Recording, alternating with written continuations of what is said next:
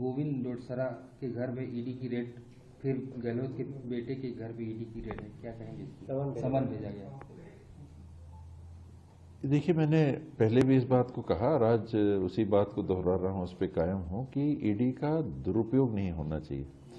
कहीं कोई गलती है तो आप कार्रवाई करिए और सामान्य नजरिए से, राजनीतिक स्वरूप से, व्यवसायिक जगत से जुड़े हुए लोगों पे कार्रवाई होनी चाहिए। ऐसा नहीं दिखना चाहिए कि एक किसी राजनीतिक पक्ष के लोग या व्यवसायी हैं तो किसी से जुड़े हुए हैं तो किसी के ऊपर हो रही है कार्रवाई, किसी के ऊपर नहीं हो रही। ऐसा नहीं होना चाहिए।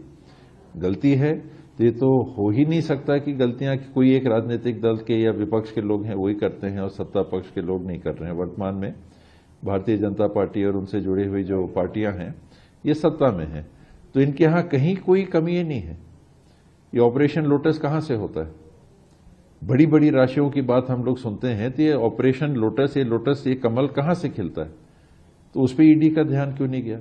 छत्तीसगढ़ में ही आपका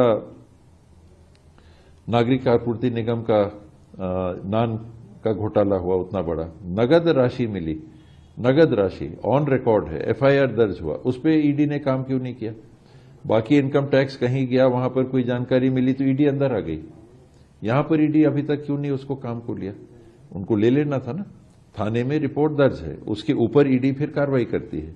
इनकम टैक्स ने जांच किया, इनकम टैक्स ने पाया कि यहां पर कमी है, उसके ऊपर कहीं एफआईआर हुआ तो एफआईआर के आधार पर ईडी फिर कार्रवाई करती है। तो ये नान घोटाले का तो एफआईआर दर्ज है, कोर्ट में केस चल रहा है, तो उसमें आपने कार्रवाई क्यों नहीं की? तो अनेकों ऐसे प्रकरण हैं जो छत्तीसगढ़ में ही अगर आप सीमित होना चाहें जिसमें कि ऐसी बातें आई, लेकिन ईडी ने कोई कदम उसमें नहीं उठाया। तो उनको दिखना चाहिए निष्पक्ष, होना भी चाहिए निष्पक्ष, दिखना भी चाहिए निष्पक्ष, जो कि नहीं है वो।